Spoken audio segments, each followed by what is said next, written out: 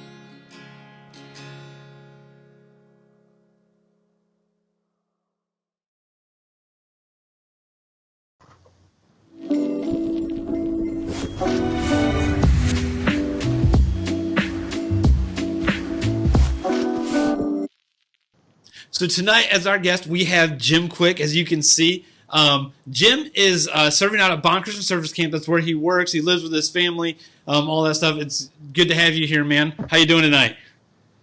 Good. I'm glad to be here. Good. Hey, before we get started, I just want to ask you this one quick interview.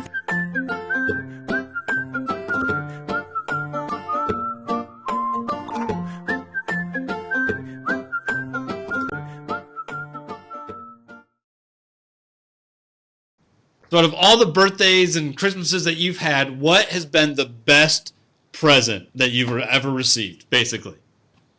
I don't know if it was the best, but the one that sticks out the most from my childhood was in 1982 when I got my Atari 2600 for Christmas. Nice. I asked and begged for it. It was the year it came out, and I thought, there's no way we're going to get this. Christmas morning, Santa succeeded. It was awesome. 1982. Awesome. I think we can all probably relate to that at some point in getting like a video game or something like that. You know, 1982, that was before I was even born. Obviously these guys weren't even around. But I remember, getting my first game console and that type of stuff. And it was, definitely an awesome Christmas when you get to open that up. You have anticipated it. It's like the worst Christmas when you anticipate getting something like that and it's like, it doesn't come. So did you just play that for hours on end at that point? I did. Yep. My mom would make me go to bed, really still during Christmas break at bedtime, and I got up one night because I had to go to the bathroom, and she was playing Pac-Man, so she could see, and she was Nice. practicing. Yeah. Nice. That as a parent, I don't know if you feel like this, but sometimes when you give your kids a gift, it's like, man, I can't wait to play with that myself, right? Yeah, for sure. Yeah. Hey, so speaking of your childhood, why don't you tell us a little bit about your childhood growing up? What was it like? Did you grow up in the church, in a Christian home, or what? Actually, up at GFCC. I've attended there for as long as I can remember, since I was a baby. I remember GFCC before the balcony was built. I remember it before the wings were there, when it was just a small sanctuary. So I've been around a long time. That's awesome. I've seen a lot of changes through that time. Yeah, and now you're here. You're kind of giving back. You help us out on Wednesday nights as well. So what was it like growing up at GFCC? It was awesome. I mean, it was it's a great church now. It was a great church then. Our I grew up. My parents, my dad was in leadership. My mom actually was the janitor for a long time when I was in junior high and high school. So anytime the doors were open, literally, we were there because we probably opened the doors at that point. And we were there until the doors were locked. So anytime the doors were open, the lights were on, we were there. So I mean, I literally grew up being a church kid, but I wouldn't have it any other way. But I also grew up with camp being an important part of my life, and it was an important part of the church. At that point as well. Yeah. So before we continue on, if you guys have any questions for Jim, feel free to leave those in the comment section. Don't forget, we do have a giveaway at the end. If you leave a comment, you'll be entered into that as well. So make sure you do that. If you have any questions, we'll be able to get those to Jim as well while we're doing this. So so you growing up in church, going to that, when did you realize and when did you like finally make that commitment that you're like, man, I need Jesus in my life? Sure. My mom and dad made sure that we talked about that at home. So I mean, that was a part of what we did at home. We had those conversations, and they were the most influential part of my becoming a Christian. But also, we had a youth minister at the time. His name was Gary Coleman, and I loved Gary. He was the first person to teach me how to swing a golf club. We went out in the back parking lot of the church, which used to be grass, and he pulled golf clubs out and let me swing it at golf balls. And it was the first time I'd ever done that, and I fell in love with Jesus and golf all at the same time. And then after I talked with my parents, I talked with Gary, I came to camp that summer, and I decided, Jesus is going to be Lord of my life. And I made that decision at camp, but I wanted to make sure that Gary and Daryl Bolin, who was an important part of my life, were part of that journey. So I met with both of those guys when I was 11 years old, and Gary took my confession, and Daryl baptized me in the baptistry there at church. Okay, so you made the decision at camp, but you waited to get baptized until you were here back at the church. That's awesome. I don't understand why people like golf though. Like I don't get that at all. It is the most frustrating thing to me to like be chasing a white ball around it. Some people just love it, and people in ministry love it. I don't get it. So I don't know. You'll never catch me teaching kids how to swing a golf club. Yeah. It's a bad habit you probably shouldn't teach kids to do. Out of all the habits, probably one of the better ones. I've heard a lot about Gary Coleman. I've heard a lot of people just talk about him in the past, and obviously we know Daryl. Daryl's an awesome guy. Probably most of these students even know who Daryl is. And so you had some pretty awesome men and probably some women as well in your life. As you're growing up in the church. Besides Daryl and Gary and your parents, is there somebody else in this community that, man, you're just like, this person was super influential in my life? Sure. Dallas Nickel definitely was. I not only made a decision for Jesus here at camp to be a Christian, but I also decided while I was in junior high camp, I made a full-time Christian service commitment and decided I wanted to go into ministry. And I started working here at camp for Dallas, who was the camp director before me. He was a couple guys before me, but I worked for him for 5 years. And during that time, he really challenged me in my walk and in doing ministry. And it was at that time that I decided to go to Bible college. It was going to either be Lincoln or St. Louis, and it was kind of a toss-up. And I really wanted to play baseball. It was my biggest thing. And they both were open to me coming to play baseball, but Coach Wolford from St. Louis Christian College happened to be here the right week of the right summer and got me to St. Louis Christian College. But Dallas had a big influence in my life. I ended up coming back to camp to do my internship under him because I knew even then that eventually I wanted to do camp ministry. That's awesome. Hey, we're going to continue on this conversation with Jim here in just a little bit. But before we do that, we're going to play a game. All right, so Jim, will hang on. We'll be right back with you in just a moment.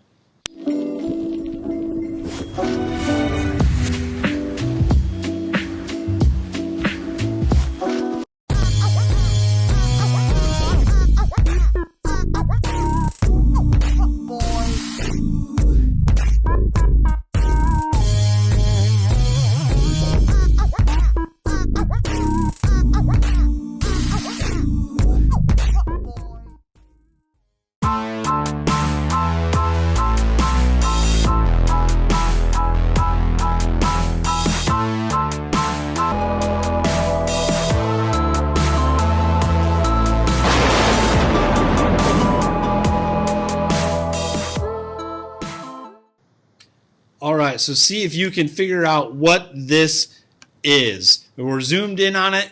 Make sure you answer in the comments, what is this picture? It will last about 5 seconds, and you'll be able to see as you continue on.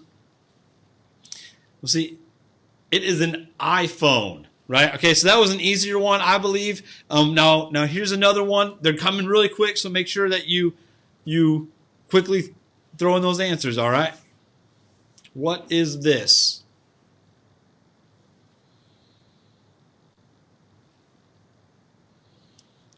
That's right. It's a hot air balloon for those of you who got that right.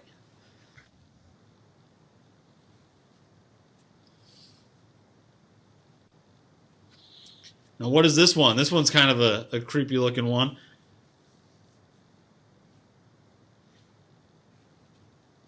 A buffalo. Some of you guys were way off on that last one. That's pretty funny. Now this one, you should be able to kind of figure out what it is pretty easily. Hopefully, it's not too hard for you if you've ever been, to a library, right? That was books. Those were fairly easy to get. What about this one? What do you think it is?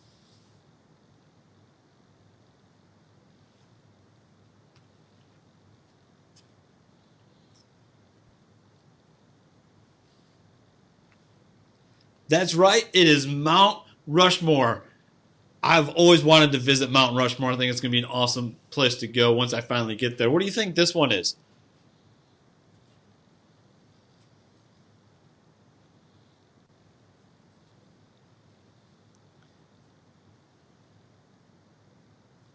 Ice cream. Man, my wife and I, we just went last night. Well, I went and got her a Blizzard and definitely had to get one for myself while I was at it. Who doesn't love ice cream, right? So what is this one here?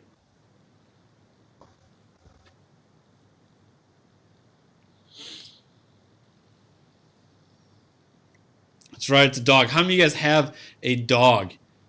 Right? Dogs are just awesome. I love dogs. We don't have one right now, but I love them. What is this?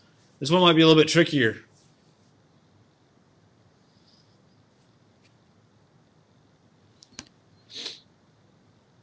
It is the Space Needle, right? Congratulations, those of you who got that right. What about this one?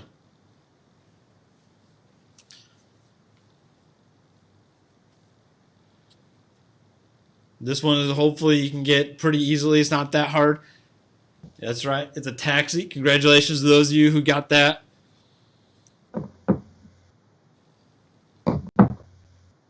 What about this one here? What do you think it is?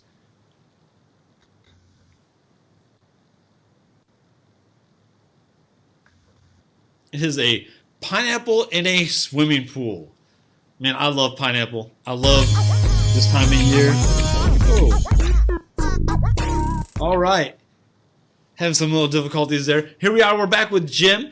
Jim, there was a question earlier. I saw you kind of added in the comments, but I just want to start off with that question. How do you know? Alicia asked that earlier. Let me see if I can find it here again. It was a really great one. It was how do you know you're doing the best you can in your relationship with God? And like I said, that's a great question. And I think it doesn't matter if you're a brand new Christian or you've been a Christian for a long time. You're going to ask that question. And just by asking that question, I think is a step in the right direction, because what we realize is that we are never where we're supposed to be. We are never perfect. Only Jesus was perfect. So as long as every day we make that choice to seek him, to follow him, spend time in his word, spend time talking to him, that's what we have to do every day. Yeah, that's exactly right. I mean, and some days we're going to do better at it than others, right? I mean, right, exactly. we mess up. We're going to have bad days. Right, yeah. And that's the awesome thing about who God is that he just loves us so much that he's going to forgive us if we seek after him. So yeah. Great question. Okay, so when we left off, you were getting ready. You went to Bible college. You were discipled kind of by this guy named Dallas, where he spent a lot of one-on-one time with you and really encouraged you in your faith. And you're like, okay, I'm going to Bible college. I know I want to go into ministry. Lincoln is at St. Louis. Both of them are pretty close here. We got some close ties here at the church with both colleges and as well. And so What was it? I know you said the baseball coach was like, man, from St. Louis was there, but was there something else that was like, man, this is where I needed to be? Yeah, I mean, obviously, I prayed about it and tried to have God lead me through that time to help me decide where to go. And I just really, I had some relationships with some folks at St. Louis, not just the coach, but a couple other folks. We had a guy named Mark Mitchell who was on staff at FCC here, and he ended up being the best man at my wedding and was my RA in college, and he was on staff here at Greenville. So those kind of relationships kind of help solidify that decision for me, and it wasn't a bad decision. It was the exact right decision. It was right where God wanted me to be. It was good for me, even though I grew up in a cornfield, to go to school in an urban area and kind of get that influence and get another perspective. The very day my mom and dad dropped me off at college, the two guys that lived next door to me, they came out and they had heavy metal music playing. They had hair down to the middle of their backs, and they were tattooed all over and wearing earrings. And my mom and dad are like, "What did we just do?" as they left me at college. But Bob and Brian that lived next door to me helped me see. They helped me see that what the outside looks like has nothing to do with your heart. They were some of the most godly men I'd ever met. And it was kind of a cool thing. It was good for me to have that experience. I grew up here at GFCC, and I remember, can I tell a story? Yeah, I remember, absolutely.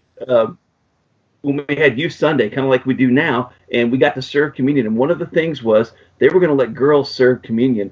And I remember me talking to the youth minister and going, that's not right. We can't let girls serve communion. So, I kind of had that legalistic mindset. I'd never seen a girl serve communion. I wasn't sure they could do that. And, it kind of helped me by going to St. Louis to see that there's some things that the Bible says, and we need to follow that to the T. And there are other things where the Bible's silent that sometimes we just got to kind of use our own brains. And I think that translates into being a teenager today. There's a lot of times you need to use your own brain. I just hadn't thought about those kind of things before. Yeah, that's awesome. That's awesome. So I was going to ask you for like a funny story. Like, you're a fun guy. You like to have a lot of fun. Is there like something that you did in junior high school, a prank that you pulled, or something that you did that's like that you can remember that's just a funny story that you could share with us? That's appropriate, obviously.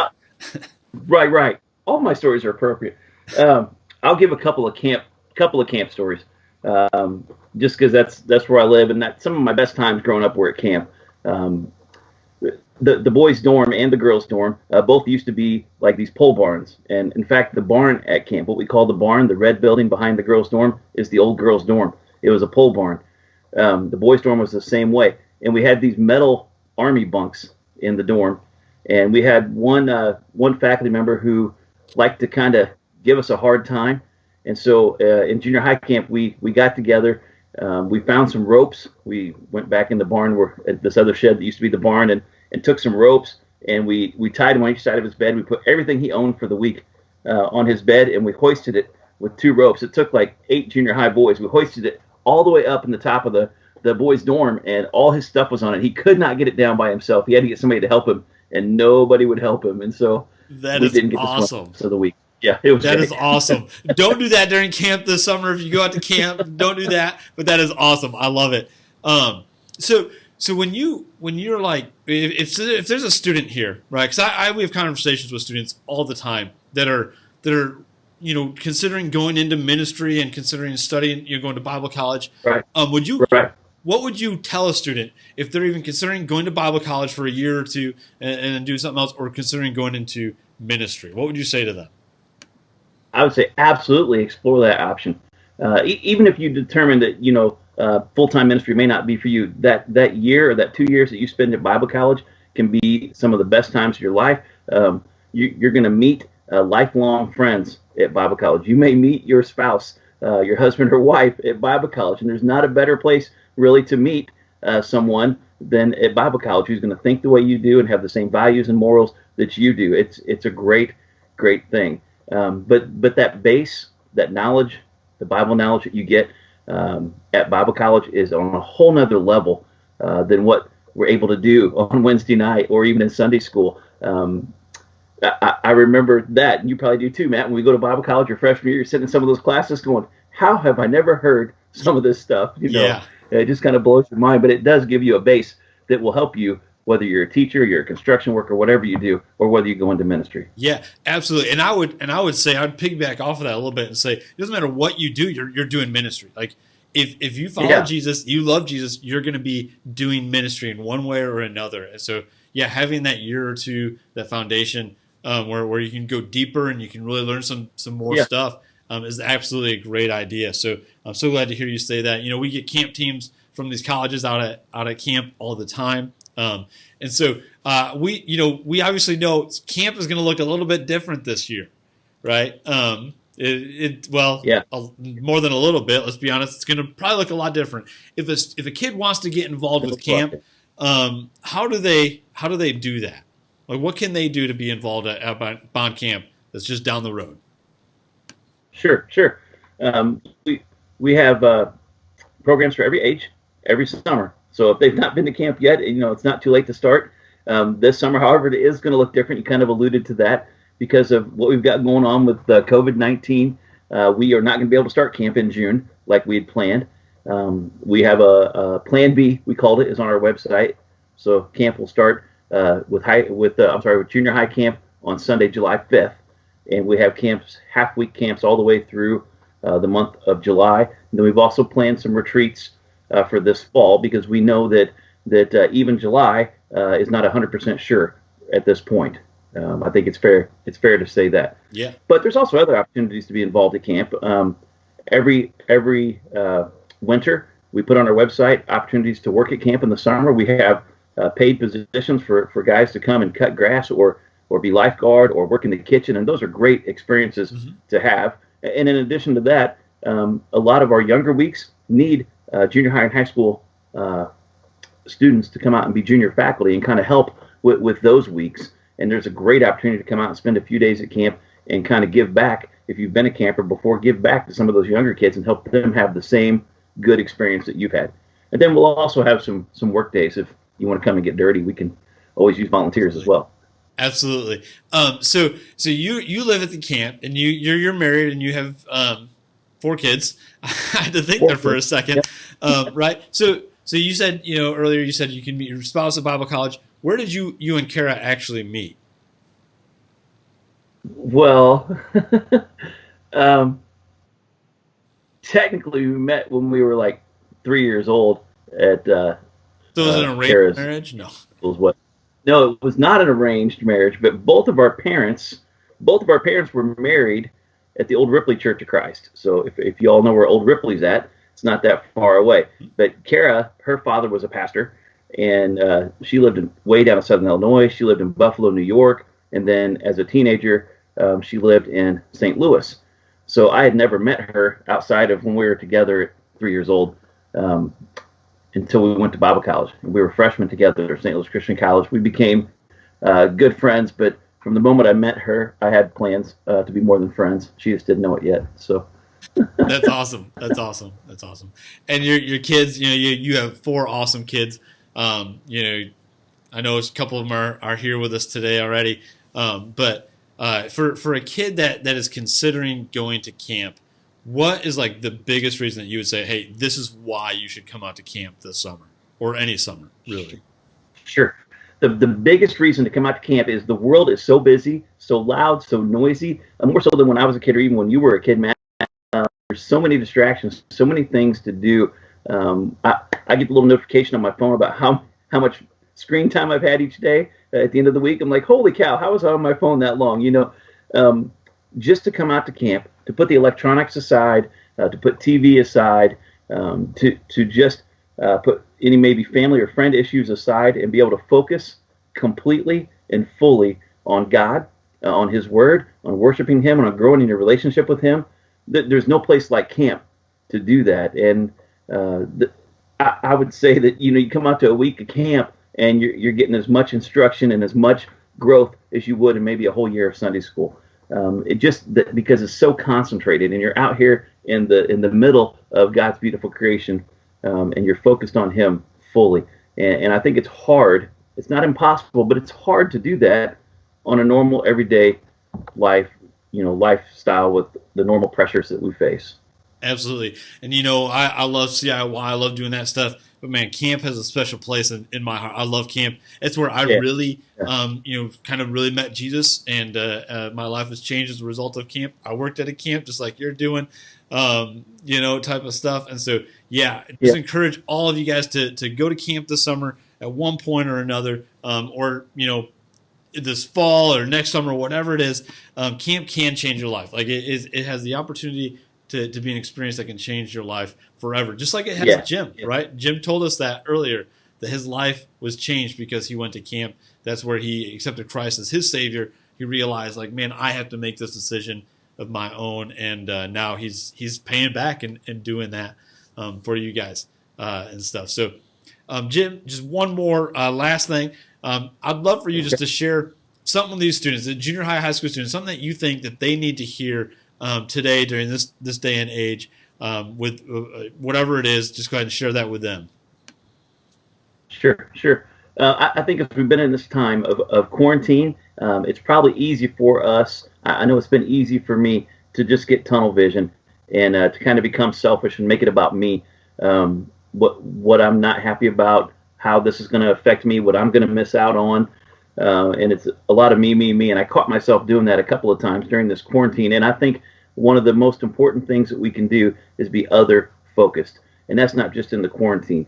When this is all over and life gets back to normal, whatever that's going to look like, we need to be other focused. And because we have that relationship with God, because we know that God sent his only son, Jesus, the fact that we know that, we need to share that. And part of that is being other focused. We don't want to be selfish even with that information. So whether it's helping a neighbor, helping an elderly person we know, giving somebody an encouraging word, whatever it is during this time of quarantine, all the way up to sharing what we know about the love of Jesus. We need to not be self-centered. We need to think of others first. The Bible says to love the Lord your God with all your heart, and the second most important thing is to love your neighbor as yourself, and that means to not be selfish. Yeah, I think that's awesome, man. Thank you so much for that. Hey, guys, thank you for tuning in. We're going to pray with Jim, and then we're going to do the giveaway. So, Jim, I just want to pray for you in the camp for the summer. Sure. Let me do that. Let's go ahead and pray, guys. Father God, we just thank you so much for Jim and Kara and all the kids out there they have, and just thank you so much for their heart to just love the people that come out to camp each and every week, all summer, the retreats that they have, and just the ministry that is happening there. We just thank you for them, and just continue to bless them. Thank you so much for the camp that we have and the opportunity that we have. Even though it's so close, I just pray that we take advantage of it. And it's an opportunity for us to draw closer to you, just like this each and every day is, Father. And so I just pray that we take that time and are wise with our time to do that. Great friendships can happen out there, and we just know all the amazing benefits. So just thank you for that, and just thank you so much for your son who died for us so we can have a relationship with you. It's in your son's name I pray. Amen. Hey, Jim, thanks for hanging out with us tonight. Thanks for having me. Yeah. All right, guys. So we are going to move into our time of a giveaway here. So if you have commented, you have been thrown into the program we have. You'll see your names up right here behind me on the screen, and then we're gonna go ahead and spin that. And so don't forget to comment and do that already. Again, man, camp can be an amazing place. You'll make lifelong friendships out there. You never know what's going to happen. My wife and I technically, she thinks that we met at camp. I think we met at college. It's a long story. But anyway, we're going to go ahead and Jesse's going to spin these names for us here. So, all right. And we are going to stop it on one of them and see who it is that wins this prize. Well, then we'll see what prize it is that you win in a second here. All right, go ahead and stop that. Quinn Mesnard, man, you won several weeks ago. So congratulations, Quinn. We will see. Let's see here. What did you win? We're going to go ahead and spin this wheel. Let me do that. What it is that.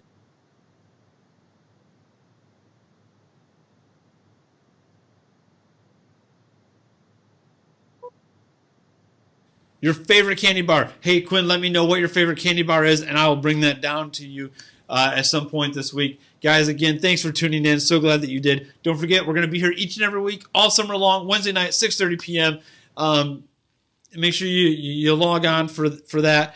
for what we have going on. Go to camp this summer if it's available, and continue to follow us. We've got some awesome things planned here in the next couple weeks. Don't forget seniors, 8th grade graduates, high school graduates, college graduates. We need a picture from you, 2 pictures for high school graduates from you by Friday in order to put that video together for next week, or by next month, whatever that, May 8th, whatever day that is.